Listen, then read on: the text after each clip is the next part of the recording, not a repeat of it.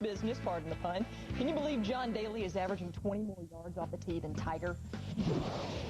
Another point of interest, very seldom do you see any names from the previous sport on the accuracy chart. Joe Durant is leading the tour in the straight knocker category.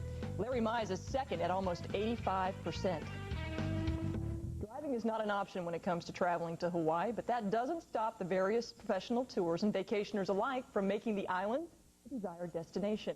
When the Hawaiian Open takes place later this week, the beauty and lure of this tropical locale will be on display once again, but maybe not enough for those of you who long for more. Entrance cue Tom Nettles, who worked overtime recently to bring you this up-close look at the paradise that is the essence of our 50th state.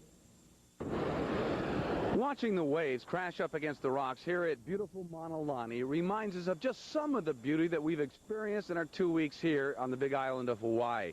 We also had other memories. There was exciting golf, although not played by us, even though we did play. There were other memories as well, and fun stuff. And some stuff, well, you judge for yourself in this piece, which answers the question, what did you do and see during your 2 weeks in paradise? So, where does a 2-week adventure begin? Perhaps playing with dolphins? Well, this we did, as can the general public do at Waikoloa. My group was with a mammal named Lalani. That heavenly flower, if you know the Hawaiian language, and this female flipper was quite impressive with her tricks and her personality. And she was heavy, too. 400 pounds, they told me, as I lovingly held her and posed for pictures, and she also lovingly repaid my attentions a little later. Now, don't get me wrong, it wasn't just me. Leilani likes everyone. Even the Golf Channel camera guy, Mike McGarry, got to pet her, and he also was allowed to express his preference for things to do in Hawaii when not working. What'd you think? Better than golf. Michael's opinion notwithstanding, and after one more look at the dolphins in action, it was time to play some golf. And not at the usual Hawaiian venues where golf course and ocean meet in spectacular fashion. How about a certain ear-popping experience? That can be found at Makalai Golf Club. You are nearly 3,500 feet above sea level when you tee off on the 10th hole there. A little lower, but still a half a mile above sea level, is where Pete Dye has built the Big Island Country Club, complete with island green on number 17 a la TPC at Sawgrass in PGA West. Lovely vistas at this course are virtually everywhere, from garden-like hidden tee boxes to places where the Pacific Ocean looms in the background and the beautiful resorts beckon you down. And as we approached the Senior Skins game, we moved to the beautiful Orchid Hotel at Mauna Lani.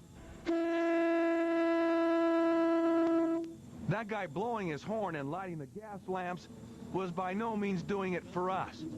In fact, my luck was heading south real fast on an island where money certainly helps in entertaining oneself. So we decided we'd do some bits about our troubles with no money, like sneaking into places where we couldn't buy tickets. And finally, the idea was to beg for a job and get turned down. Things are not going well. I need some cash, and my ATM card's no good. Can I caddy for you this week? You want a caddy for me? Yeah, I need some cash. You caddy for me? Do you think Hale was overplaying his part a bit there? I mean, 20 seconds to say no, for crying out loud? I needed a good laugh. I guess no. You can't. The final bit was for me to actually get a caddy job, and from a player unlike Hale Irwin, who knows a good caddy when he sees one. Nice shot, Mr. President. That's a good one to quit on. That's enough. Let's go. Actually, ex-President Bush was there to give a speech at the 100th anniversary party for Pepsi-Cola and just happened to be at the driving range. And he went along with us on the bit, and just like Hale, he actually embellished his part, too. Just fall in behind the rope. The lady in the pink and the crazy... The reference there about staying behind the ropes was for shoe trend-setting wife Barbara, who, like her husband, is not camera shy. And for a mature woman with 2 artificial hips, Mrs. Bush hits the ball pretty darn well, too. Nor, for that matter, is Sally Irwin shy and retiring with a camera trained on her. Sporting the oldest foot fashion of all, Sally also gave the ball a pretty good whack. So, what started out to be a day highlighting our own lack of money problems turned out to be a day stolen by the leading money winner and his wife as well as the former first couple of this country. This is showbiz. Yes, sir, it is showbiz, and that's a cue for a wrap for this piece. And so, as they say in the islands, it is time to say aloha.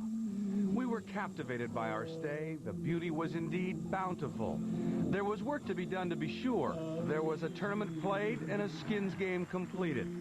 Yet the things remembered from this island paradise had as much to do with fun and beauty as who won or lost at playing golf. I'm Tom Nettles reporting for Golf Central. Tom Nettles is my hero. Des Moines, Iowa is an awfully long way